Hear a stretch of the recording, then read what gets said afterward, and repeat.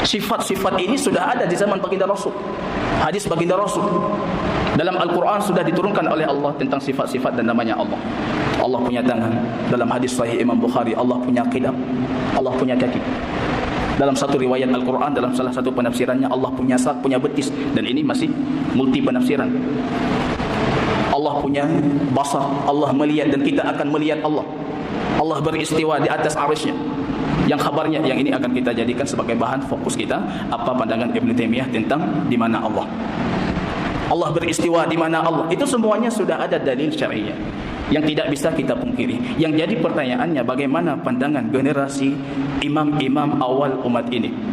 Ataupun kalau kita singkat, kita mengatakan para a'immatus salaf terhadap pembahasan asma dan sifat ini. Abu Hanifah ditanyakan tentang Allah turun. Beliau mengatakan yanzilu haqiqatan bila kaif. Allah turun sesuai dengan hakikatnya, bila kaif, tanpa ada permisalan, tanpa ada kaifiat yang kita ketahui. Suatu ketika Musa ibn Nasr, salah satu muridnya Abu Muhammad Sufyan ibn Uyainah, beliau datang ke Sufyan ibn Uyainah bertanya, "Ya Abu Muhammad, urid as'aluka soalan, aku mau bertanya kepadamu tentang satu pembahasan." Sufyan ibn Uyainah, entah kenapa waktu itu beliau mengatakan, "La tas'alni syai'an." Jangan tanya kepadaku apapun itu. Barangkali beliau menyadari di masa beliau itu sudah muncul fitnah-fitnah terhadap sifat dan asma'nya Allah. Maka beliau tidak mau murid-muridnya itu masuk menjauh tentang pembahasan asma' dan sifatnya Allah. Maka beliau mengatakan, "La tas'aluni syai'an. Laula as'aluka faman as'al." Kalau bukan engkau yang aku tanyakan, maka siapa yang akan bisa aku tanyakan? Beliau mengatakan, "Fas'al." Maka hendaknya engkau bertanya. "Ma taqulu fima warada an Rasulillah."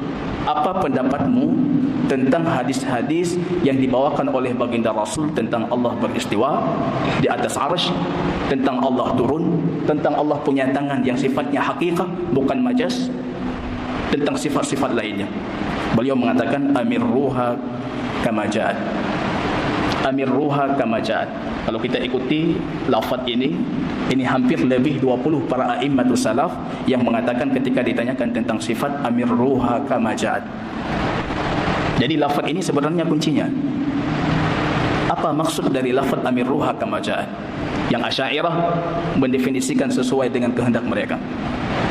Yang Hanabilah yang kita maksud di sini para ahli hadis mendefinisikan amirruha kama ja'at sesuai kehendak mereka. Yang hari ini di broadcast di media sosial tentang pemaknaan amirruha kama ja'at. Ini yang salah satu dikirim ke saya, amirruha kama ja'at. Apa makna amirruha kama ja'at? Bantahan dari salah satu terhadap salah satu ustaz salafi ataupun ustaz sunnah tentang pemaknaan amirruha kama ja'at. Sebenarnya kalau kita teliti lebih lanjut, inilah kuncinya. Amirruha kama ja'at, ditanyakan Imam Malik tentang sifat Allah, beliau mengatakan amirruha kama ja'at. Ditanyakan Imam Ahmad, amirruha kama ja'at. Sufyan Ats-Tsauri, amirruha kama ja'at. Sufyan ibn Uyainah, amirruha kama ja'at. Imam Auza'i, amirruha kama ja'at. Datang generasi setelahnya mengikuti mereka, menukilkan dari mereka juga amirruha kama ja'at. Bawakan sifat ini seperti datangnya. Lafaz-lafaz sifat Allah itu bawakan seperti datangnya, sebagaimana adanya. Ini multi penafsiran, kecuali kalau kita tafsirkan secara zahirnya. Lafaz yang berkaitan dengan Allah itu dibawakan sesuai dengan zahirnya. Zahirnya apa? Kalau tangan, zahir tangan itu hakikah. Allah punya tangan, tangan hakikah. Allah punya kaki, kaki hakikah.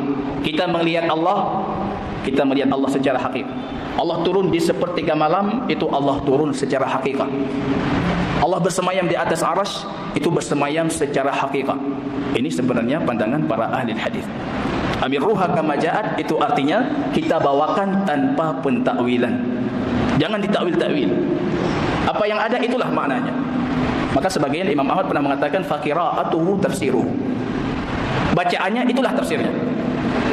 Apa tangan? Ya tangan. Bagaimana, seperti apa, itu semua kita kembalikan kepada Allah. Bacaannya itulah tafsirnya. Jangan ditakwilkan. Kalau orang Asy'ariyah mengatakan ini tidak layak untuk tanzihnya Allah, kita sucikan Allah, mengatakan Allah punya tangan, nanti mirip makhluk, mirip ini, mirip itu. Akhirnya mereka mengatakan amirruha kama ja'at, itu artinya tafwid. Maka mereka mengatakan madhab tafwid itu madhab salaf.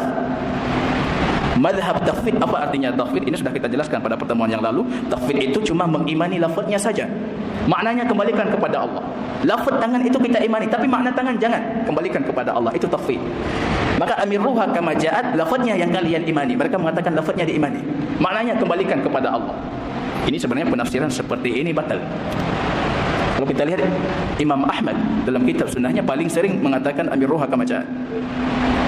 Coba bayangkan suatu ketika beliau ditanyakan tentang hadis al-wa'id, tentang ancaman-ancaman besok di hari akhirat. Beliau ditanyakan tentang hadis ancaman di hari akhirat, beliau mengatakan amiruha kama ja'at. Bawakan seperti apa datangnya. Mungkin tidak Imam Ahmad di sini menginginkan makna tafwid. Artinya kita imani lafaznya, maknanya jangan diimani.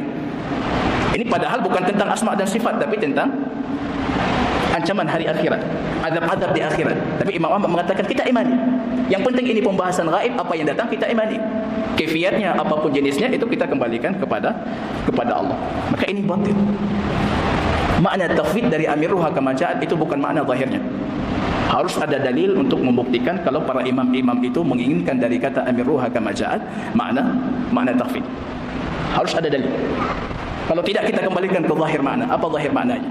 Ketika Imam Ahmad, Imam Syafi'i mengatakan amirruha kama ja'at, Ibnu Uyainah amirruha kama ja'at, Thawri amirruha kama ja'at, muncul orang Mu'tazilah mencerca mereka, membantah mereka. Kalau maknanya tafwid, orang Mu'tazilah tidak akan membantah. Kalau maknanya cuma kita imani lafaznya, maknanya kita kembalikan kepada Allah, itu tidak akan dicerca sama orang Mu'tazilah, karena orang Mu'tazilah mengimani semua lafaz Al-Quran. Yang tidak mereka imani di sini maknanya.